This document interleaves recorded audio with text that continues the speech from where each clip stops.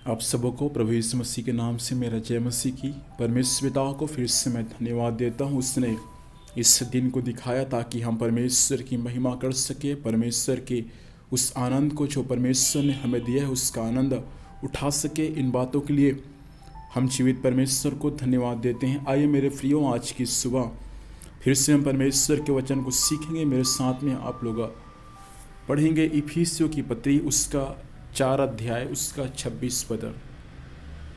यहाँ ऐसा लिखा है, क्रोध तो करो पर पाप मत करो, सूर्य अस्त होने तक तुम्हारा क्रोध न रहे। परमेश्वर पिता इस वचन के अनुसार हमें आशीष प्रदान करे। यहाँ पर सब क्रोध के बारे में दिया गया है।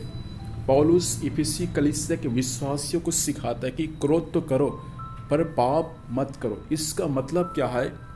एक मनुष्य जो प्रभु यीशु मसीह पर विश्वास करता है या अन्य मनुष्य जो यीशु मसीह पर विश्वास नहीं करता, वे क्या करता है? जब उसके जीवन में जब क्रोध आता है तो वे क्या करते हैं मालूम है? क्रोध में पाप कर बैठते हैं। मसीह विश्वासी जो परमेश्वर के वचन पर विश्वास करते हैं, ये उनके बारे में कह रहा है कि क्रोध तो करो पर पाप मत करो। इसका मतलब क्या है? क्रोध जब हम करते हैं तो उस क्रोध में क्या रहता है? पाप रहता है। उस क्रोध में पाप छुपा रहता है। इसलिए परमेश्वर कहता है कि क्रोध तो करो पर पाप मत करो। और यहाँ तक कि परमेश्वर कहता है कि सूर्य अस्त होने तक तुम्हारा क्रोध शांत होना चाहिए।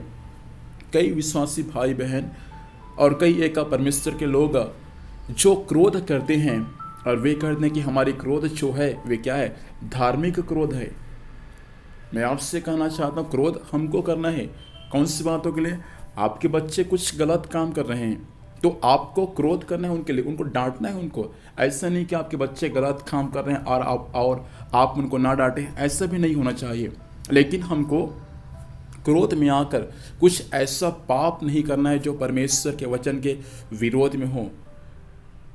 इसलिए यहाँ पर लिखा है कि क्रोध तो करो पर पाप न करो, और सूर्य अस्त होने तक तुम्हारा क्रोध क्या रहे? शांत रहे। मैं आपसे कहना चाहता हूँ कि हमारा क्रोध सूर्य अस्त होने तक, लेकिन उससे पहले हमारा क्रोध शांत होना चाहिए, क्योंकि प्रभु यीशु मसीह सूर्य अस्त होने के बाद नहीं आएगा, लेकिन प्रभु सूर्य अस्त होने के पहले भी आ सकता है। इसीलिए इस बातों को ध्यान दीजिए।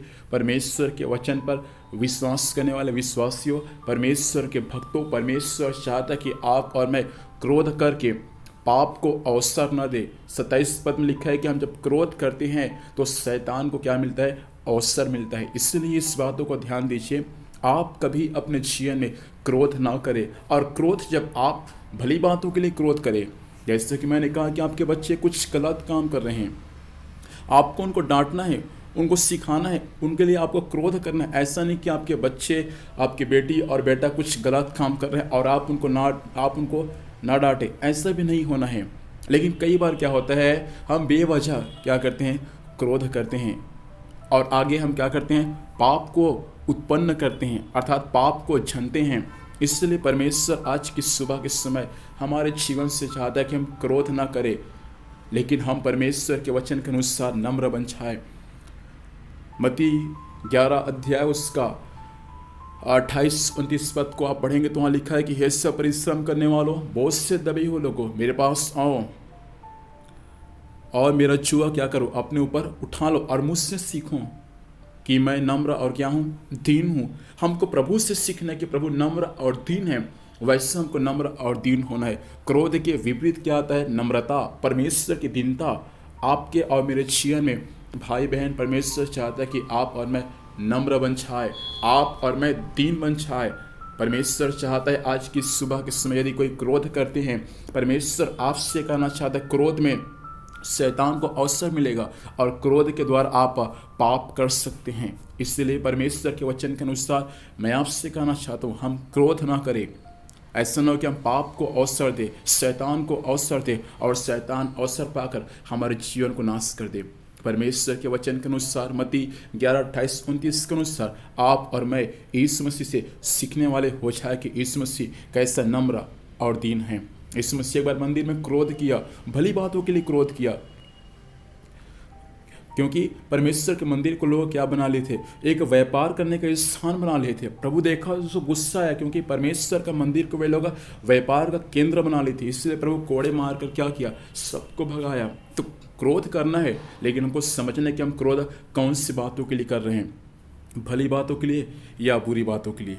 परमेश्वर चाहता है कि हम यीशु मसीह से सीखें कि कैसा प्रभु का स्वभाव है, कैसा प्रभु का जीवन है। आइए मेरे प्रियो अपनी आंखों को बंद करें, हम प्रार्थना करें। सर्वशक्तिमान परमेश्वर, आपके जीवित वचन के लिए स्वामी हम धन्यवाद देते हैं। इस वचन के अनुसार चलने के लिए सहायता कर। आज के दिन भर संभाल, स्वर्गीय सुरक्षा दे, जाने आने में सहायता कर। हर कार्य प्रभु आपके नाम से सफल होने पाए।